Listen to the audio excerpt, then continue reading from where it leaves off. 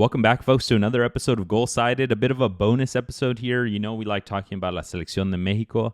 So we're going to be going over the call-ups for the Nations League semifinal against Canada this Thursday. And stay tuned for the end of the episode where I'll tell you guys who I think El Vasco Aguirre will start and my predictions for the score of the match. Does Mexico move on, or do we get another disappointing Nations League performance from Mexico? Stay tuned.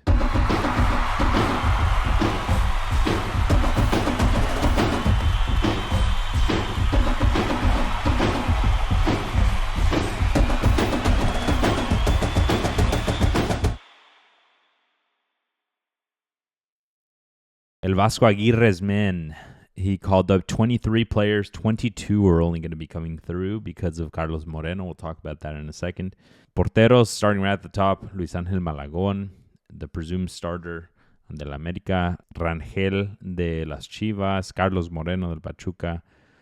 In the defense, we got Johan Vázquez, César Montes, Ramón Juárez, Israel Reyes, Jesús Gallardo, Rodrigo Huescas, Jesús Angulo, Eric Lira. In the mid, we got Edson Álvarez, Luis Romo, Charly Rodriguez, everyone's favorite, Luis Chávez, Orbelín Pineda. At the forward position, we got Chino Huerta, Efraín Álvarez, Piojo Alvarado. We got Alexis Vega, we got Julián Quiñones, we got Raul Jiménez, and we got Santi Jiménez. If I could give it a letter grade, I think I would give it like a B, maybe a B minus. I think it's solid. I don't think there's anything terribly wrong with this call-up. El Vasco Aguirre is not really risking too much. We're not seeing the names that he took down to South America for the Internacional and the River Plate games, like Mora.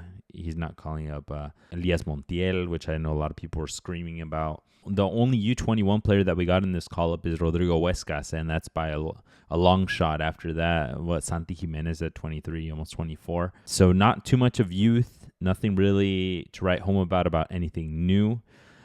Just trying to go with, I think, los experimentados, his favorite players, the ones that he has that confidence in to be able to win him a match against a pretty strong Canada squad. I think Javier Aguirre is being a bit cautious here.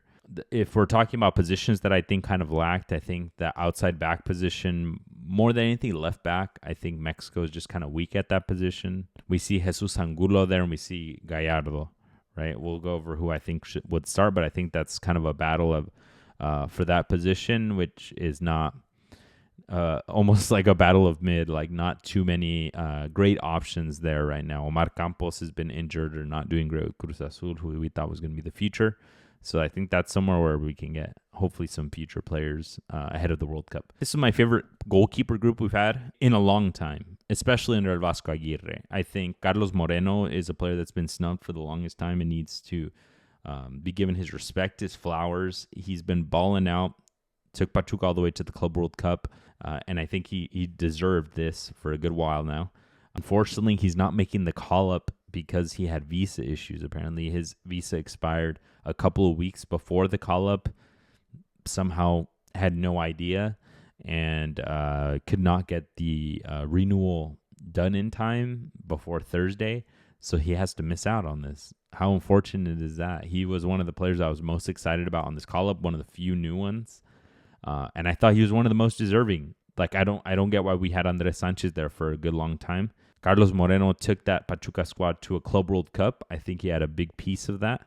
And then at the Club World Cup, he completely stood out. He had a baller penalty round against Al Ahly and stopped a couple that gave Pachuca the route in to play against Real Madrid, and then had an okay match against Real Madrid. They got smacked. No, I think this was super deserved by Carlos Moreno. Hopefully this mishap doesn't kind of stain anything of what he's doing and then cause Javier Aguirre to not want him on the squad anymore. Because I think he truly should be the third. I think he should be the third over Andres Sanchez. I would prefer him over Ochoa. I'd be down for that. El Tala Rangel, I think, is the most solid backup that Mexico can have, especially after getting all the jitters out of the way before the Copa America. El Tala, if he wants to fight for that position, I think he's got to go to Europe and show some form of a difference there. And then Luis Ángel Malagón, I think he's light years ahead of the rest of Liga MX keepers. I think he is for sure going to be the starting goalkeeper at the 2026 World Cup. Barring any injuries, I mean, he had a pretty big injury before the Olympics. He had a pretty big injury before the Copa America last year. Let's move on to La Defensa. We got names to call. I think Johan Vázquez is probably at the best moment in his career right now. He's captaining Genoa most of the time, which is pretty baller. On the other side of that muralla, of that wall that we call the Cesar Montes and Johan Vasquez, Cesar Montes is not getting great minutes. They just kicked back up the Russian Super League or whatever the hell it's called, Premier League there. And he's not, I noticed the last couple games he's not starting, so that might be a question mark for El Vasco there.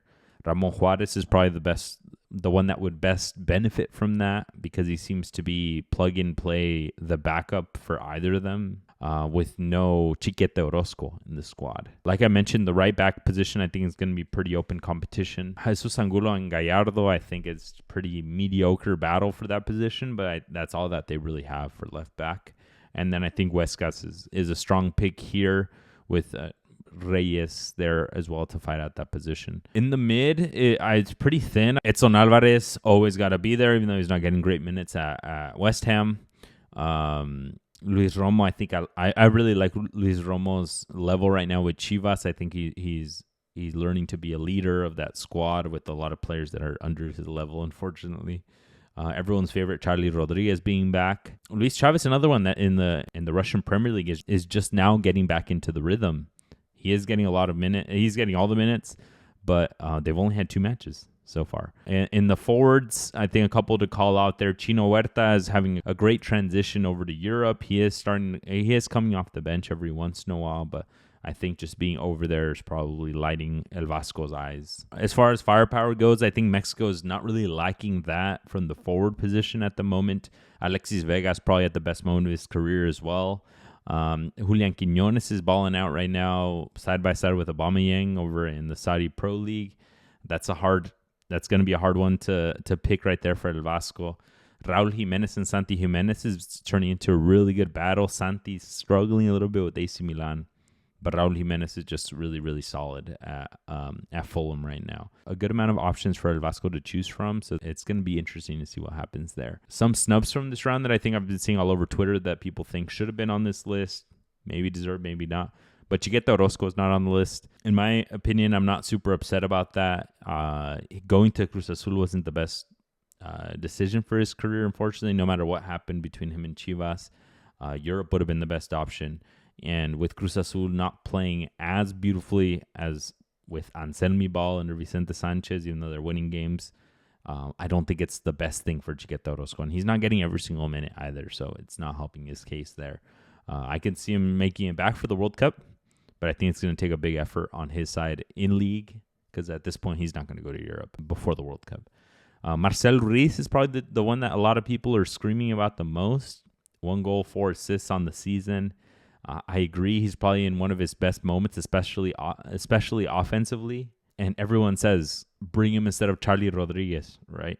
But I think Charly Rodriguez just keeps having these consistent okay seasons, which makes it very difficult for El Vasco to get rid of him when he's one of the players that he trusts the most. I think along with one of the keepers, if they want to test Malagon, I think Marcel Ruiz has to do himself justice, help himself out a little bit, and go to Europe, test it out. Go to the Scottish Premiership. Go to a mid to lower table Premier League team or to La Liga. Really show your colors out there, and then Vasco Aguirre has no other solution other than to put you in ahead of anybody. The one player that I am a little bit surprised to not see on here is Chiquito Sanchez. I think he has been balling out since the playoff run with America. I think maybe 3 to 4 months isn't the best timetable that Vasco wanted to bring him back, but he is balling out. I got to respect that. It would be nice to have his intensity in there. That might even be someone that El Vasco Aguirre calls before Marcel Ruiz, which would be really sad for all the Marcel Ruiz stands. Outside of that, I think El Vasco hit the nail pretty on the head here. I mean, he's not going to call up the Portales or Cesar Garza from the Scottish Premiership just yet. I think a lot of other players are underperforming that could have made the list.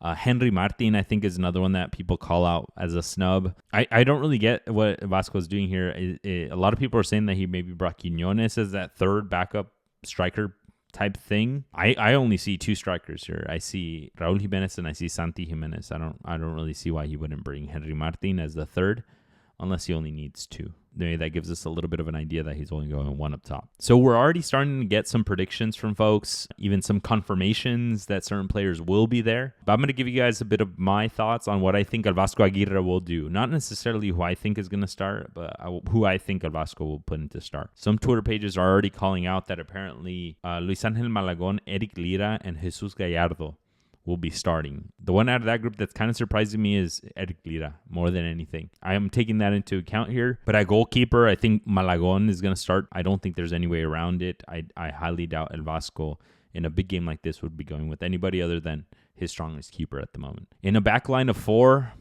if we're confirmed left back being Gallardo, El Stitch Angulo to the bench. I think left center back would be Johan Vasquez. Pretty easy. I think he's got to be there. If Edson starts slipping up, I think Johan even's got to be the captain if he's captaining in Europe. Cesar Montes, I don't think is at his best moments. I think this is one of the vulnerable positions. I can actually see Ramon Juarez starting here. It's all going to come down to how he performs in practice. If El Vasco sees him as a bit of a liability because of the lack of minutes in the Russian Premier League. At right back, I think it's pretty set that Rodrigo Huescas is going to be there. I've been seeing people on Twitter saying that he's a bit too offensive, not as great defensively, so that maybe they should put in somebody like Israel Reyes. Get out of here with that shit, man. Rodrigo Huescas had a baller game against Chelsea. He had a really solid outing, and I think he could do just fine. Yes, Jonathan David's going to be a little bit more on his side, I think. I think he'll handle it just fine.